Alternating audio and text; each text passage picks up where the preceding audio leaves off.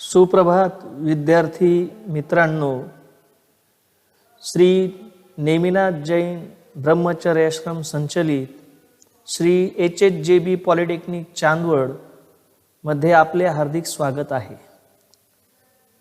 तुम्ही या ठिकाणी डिप्लोमा या प्रोग्राममध्ये ॲडमिशन घेतली आहे आणि त्यात तुम्हाला मी श्री भावसार अतुल जगन्नाथ बेसिक मॅथमॅटिक्स हा विषय शिकवणार आहे।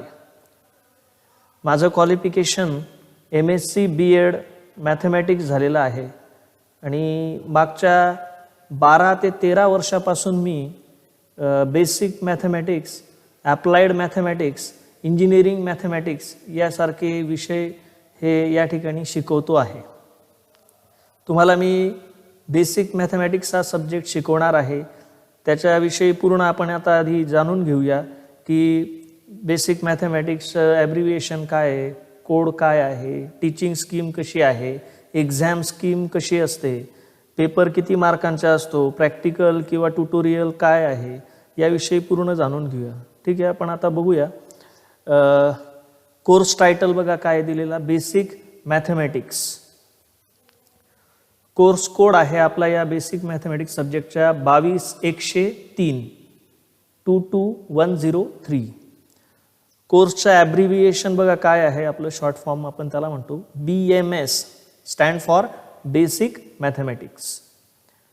सेमिस्टर बघा काय, सेमिस्टर फर्स्ट। आपल्याला एका वर्षात 2 सेमिस्टर हे असतात। त्यातलं पहिलं सेमिस्टर जे आहे त्यातलं बेसिक मॅथमॅटिक्स या कोर्ससाठी आपण आता त्याची टीचिंग स्कीम, एक्झाम स्कीम विषयी जाणून घेऊया। आता टीचिंग स्कीम इन अवर्समध्ये दिलेली बघा। आता टीचिंग स्कीम कशी आहे, L चा अर्थ होतो लेक्चर, जे आपण थेरी लेक्चर घेतो त्याला L ने डिनोट केला आहे। T चा अर्थ होतो ट्युटोरियल, जे आपण वर्गात घेत असतो, आणि P चा अर्थ या ठिकाणी घेतलेला आहे प्रॅक्टिकल। तर आपण वीकली म्हणजे एका हप्त्यात साधारण 4 थेरी लेक्चर हे घेत असतो। त्याचप्रमाणे T म्हणजे ट्युटोरियल, हे तुमचं 2 तासांचं सलग 2 तासांचं होत असतं एका वीकमध्ये एक वेळा। प्रॅक्टिकल आपल्या या सब्जेक्टला नाही किंवा कोर्सला नाही। आता बघूया टोटल क्रेडिट्स काय आहे। टोटल क्रेडिट्स म्हणजे काय, L म्हणजे lecture, theory lecture, plus T म्हणजे काय, ट्युटोरियलचे लेक्चर्स किंवा आवर्स, प्लस P म्हणजे प्रॅक्टिकल आवर्स। यांचे टोटल म्हणजे काय आहे C, क्रेडिट। तर आपण इथे बघितलं थेरी लेक्चर 4 आहेत अधिक ट्युटोरियल लेक्चर 2 आहे। 4 अधिक 2 किती झाले, 6। तर म्हणून आपलं टोटल क्रेडिट असणार आहे 6, म्हणजे एका हप्त्यात आपले साधारण 6 तास आपण लेक्चर घेणार आहोत या ठिकाणी। आता एक्झामिनेशन स्कीम विषयी बघूया। तर थेरी मार्क्स बघा या ठिकाणी आणि प्रॅक्टिकल मार्क्स असं म्हटलेलं आहे। तर आपल्याला प्रॅक्टिकल नसल्यामुळे प्रॅक्टिकल मार्क्स हे डॅश करून ठेवलेले आहेत त्या ठिकाणी। थेरी मार्क्स बघा या ठिकाणी ESE, ज्याला आपण म्हणतो एंड सेमिस्टर एक्झाम। तर आपल्याला या ठिकाणी तुम्हाला 70 मार्कांचा पेपर हा पूर्ण सेमिस्टर झाल्यानंतर द्यावा लागणार आहे आणि तुम्हाला त्या 70 मार्कांपैकी पासिंगसाठी 40% मार्क्स हे ऑब्टेन तुमचे झाले पाहिजे थेरी पेपरमध्ये। तर 40% ऑफ दॅट 70 मार्क्स इज 28, म्हणून तुम्हाला मिनिमम 28 मार्क हे पडलेच पाहिजे। या उद्देशाने आपण या ठिकाणी कोर्सचा स्टडी करणार आहोत। मिनिमम 28, मॅक्झिमम या ठिकाणी 70 असणार आहे एंड सेमिस्टर एक्झामसाठी। PA चा अर्थ होतो प्रोग्रेसिव्ह असेसमेंट। तर बघा आपल्या या ठिकाणी प्रोग्रेसिव्ह असेसमेंटच्या 2 टेस्ट या होत असतात सेमिस्टरमध्ये।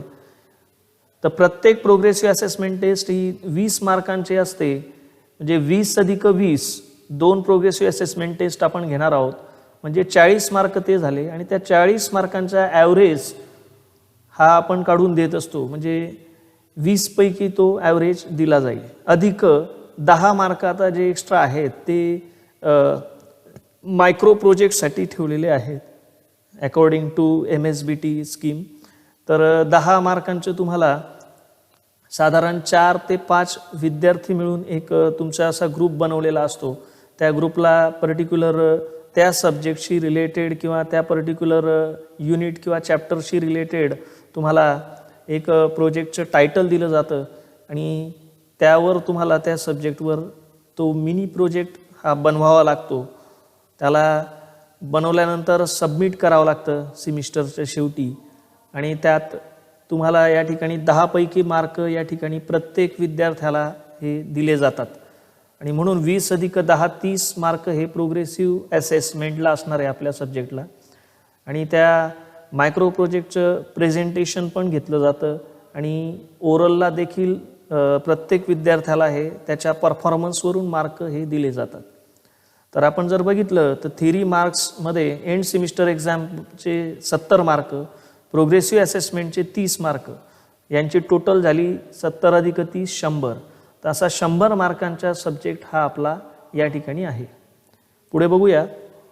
बघा आता कोर्स सिलेबस म्हणजे आपला जो बेसिक मॅथमॅटिक्स कोर्स आहे त्यामध्ये आपल्याला काय काय सिलेबस आहे, त्याच्यासाठी किती तास म्हणजे टीचिंग अवर्स शिकवायला लागणार आहे आणि प्रत्येक युनिटला किती मार्क दिले आहेत MSBTने, ते आपल्याला जाणून घेणं फार महत्त्वाचं आहे. सब्जेक्ट कुठलाही समजून घेण्यासाठी त्यात काय दिलेलं आहे किंवा आपल्याला काय शिकायचं आहे ते कळणं फार महत्त्वाचं आहे.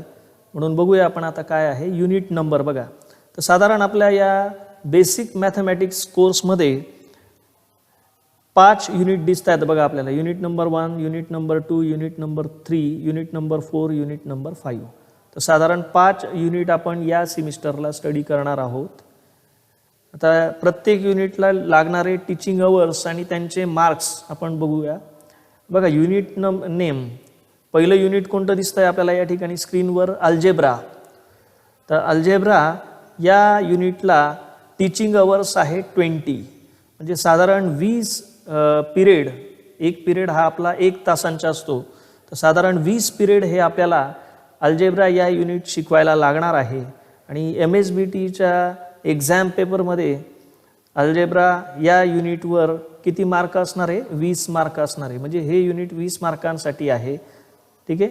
पुढचं युनिट आहे युनिट नंबर 2, नाव आहे ट्रिग्नॉमेट्री. ट्रिग्नॉमेट्रीमध्ये तुम्ही साइन, कॉस, टॅन, सेक, कोसेक शिकले असाल. त्याच्या पुढे तुम्हाला या ठिकाणी या ट्रिग्नॉमेट्रीमध्ये शिकायला मिळणार आहे.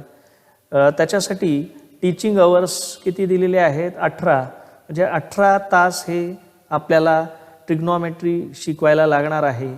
आणि त्यात बोर्डाच्या प्रमाणे मार्क आहेत 20.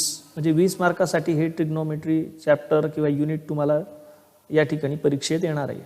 युनिट नंबर 3 बघा काय दिलेलं आहे. Unit name is coordinate geometry. Coordinate जॉमेट्रीमध्ये तुम्ही स्ट्रेट लाईन नावाचं चॅप्टर शिकले, त्यामध्ये स्लोप आहे, हे 10th स्टँडर्डमध्ये शिकलं. त्याचं पुढचे फॉर्म्युलीज तुम्हाला या कोऑर्डिनेट जॉमेट्रीमध्ये येणार आहे. त्यासाठी टीचिंग अवर्स आपल्याला किती लागणार आहेत, 08, म्हणजे 8 तास हे आपल्याला त्या कोऑर्डिनेट जिओमेट्रीला शिकायला लागणार आहेत. बोर्डाप्रमाणे मार्क या ठिकाणी किती दिलेले आहेत, 08, म्हणजे 8 मार्कांसाठी हे चॅप्टर तुम्हाला परीक्षेत विचारलं जाणार. पुढचे युनिट नंबर 4 आहे युनिट नेम मेन्सरेशन. मेन्सरेशनला शिकवायला आपल्याला टीचिंग अवर्स लागणार आहेत 8. मेन्सरेशनमध्ये तुम्ही शिकले आहात already 10th स्टँडर्डमध्ये. Area of triangle झालं आहे तुमचं, सरफेस एरिया, त्याचप्रमाणे volume of for example sphere, त्यानंतर सरफेस एरिया असेल तर सरफेस एरिया ऑफ सिलेंडर, याप्रमाणे तुम्ही 10th स्टँडर्डमध्ये शिकले होते. त्याच्याच पुढचे फॉर्म्युलीज तुम्हाला या ठिकाणी येणार आहे. आणि जवळपास 90% हे चॅप्टर ॲज इट इज MSBTने सिलेबसमध्ये दिलेलं आहे. त्या युनिटला मार्क आहेत 8. युनिट नंबर पुढचा आहे 5, दॅट इज 14 मार्कांसाठी हे परीक्षेत विचारलं जाणार आहे. स्टॅटिस्टिक्स या युनिटमध्ये आपण म्हणजे यापूर्वी 10वीला स्टॅटिस्टिक्समध्ये काय काय शिकलो होतो बघा.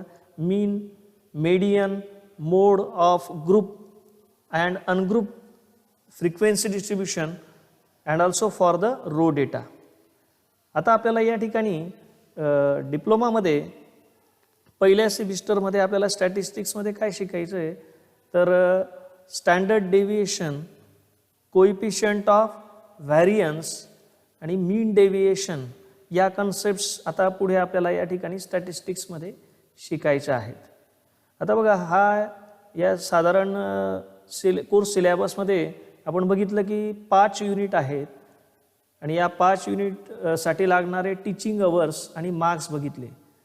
तर बघा, या ठिकाणी जे टीचिंग अवर आहे, तर टीचिंग अवर्सची टोटल बघा किती आली, 20 अधिक 18 अधिक 8 अधिक 8 अधिक 10, म्हणजे हा पूर्ण बेसिक मॅथमॅटिक्स कोर्स शिकवायला आपल्याला किती अवर्स लागणार आहे, 64 अवर्स लागणार आहे. आणि परीक्षेत हे किती मार्कांसाठी विचारला जाणार आहे मार्क, बघा मार्क्स किती आहे, 20 अधिक 20 अधिक 8 अधिक 8 अधिक 14, या सगळ्यांची बेरीज म्हणजे ॲडिशन ही 70 होते. म्हणजे 70 मार्कांसाठी हे परीक्षेत आपल्याला हा बेसिक मॅथमॅटिक्स नावाचा कोर्स हा असणार आहे. पुढे बघूया, आपण कोर्स सिलेबस बघितला, त्यातले प्रत्येक युनिट बघितले. आता युनिट 1 काय बघितलं होतं आपण, युनिट 1 अल्जेब्रा, हे आपल्याला MSBT एक्झाममध्ये 20 मार्कांसाठी विचारलं जाणार आहे. आता याच्यात कोणकोणते युनिट आउटकम्स आहेत हे बघूया. बघा, आता इथे चार्ट दिलेल्या चार्टमध्ये बघा UO नंबर म्हणजे युनिट आउटकम नंबर असं दिलेलं आहे. तर 1 2 3 4 असे टोटली 4 युनिट आउटकम नंबर दिलेले आहेत, जे 1A 1B 1C 1D ने डिनोट केलेले आहेत. युनिट आउटकम्स ज्याला आपण UOज म्हणतोय ते बघा या ठिकाणी दिलेले आहेत याप्रमाणे. तर बघा, बघूया आपण काय आहे युनिट आउटकम नंबर 1A. काय आहे unit outcome number 1A, solve the given problem based on laws of logarithm. तर लॉगॅरिथम नावाचे आपण या ठिकाणी चॅप्टर किंवा सब टॉपिक शिकणार आहोत. आणि तुम्हाला ते शिकून झाल्यानंतर काय कळणार आहे, तर तुम्ही दिलेल्या ज्या प्रॉब्लेम्स आहेत त्या ज्या लॉज ऑफ लॉगॅरिथम आपण या ठिकाणी शिकणार आहोत त्याच्याने सॉल्व करायला तुम्ही शिकणार आहात. Means if you have to given the problems on logarithm, you are able to solve that problems with the help of laws of logarithm. म्हणजे लॉज ऑफ लॉगॅरिथमचे यूज करून तुम्ही त्या प्रॉब्लेम सॉल्व करू शकाल हे चॅप्टर संपल्यानंतर. पुढचं बघा काय आहे, unit outcome number 2 that is 1B. काय दिलेलं आहे, calculate the area of given triangle by determinant method. तर अल्जेब्रामध्ये तुमचं 10वी मध्ये डिटर्मिनंट नावाचं चॅप्टर गेलं होतं, त्यामध्ये तुम्ही शिकले होते डिटर्मिनंट ऑफ ऑर्डर 2/2. तर आता या ठिकाणी तुम्हाला डिटर्मिनंट ऑफ ऑर्डर 3/3 देखील शिकायला मिळणार आहे. आणि तुम्ही डिटर्मिनंट मेथड म्हणजे डिटर्मिनंट सॉल्व करून काय काढायला शिकणार आहात, area of triangle. Means you are able to solve the area of triangle. पुढचं बघा काय, unit outcome number 3 that is 1C.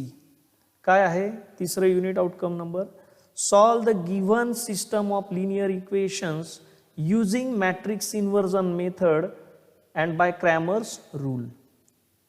तर सिस्टम ऑफ लिनियर इक्वेशन्स तुमचं यापूर्वी झालेलं आहे की 2 इक्वेशन्स असतील आणि त्यात जर 2 व्हेरिएबल असतील, फॉर एक्झाम्पल X आणि Y, तर तुम्ही ते 2 इक्वेशन्स सायमल्टेनियसली सॉल्व करतात बाय एलिमिनेशन मेथड आणि XY यांच्या व्हॅल्यूज तुम्ही काढत असतात. तर आता तुम्हाला ते सिस्टीम ऑफ लिनियर इक्वेशन्स 3 व्हेरिएबलसाठी या ठिकाणी कोर्समध्ये असणार आहे आणि त्यात तुम्ही ते लिनियर इक्वेशन्सचं सोल्युशन काढायला शिकणार आहात. कोणत्या 2 मेथडने, तर मॅट्रिक्स इन्व्हर्जन मेथड आणि क्रॅमर्स रूल. म्हणजे या अल्जेब्रा युनिट झाल्यानंतर संपल्यानंतर तुम्हाला काय सॉल्व करता येणार आहे, सिस्टम ऑफ लिनियर इक्वेशन्स. आणि कोणत्या मेथडने, by using matrix inversion method and also by Cramer's rule.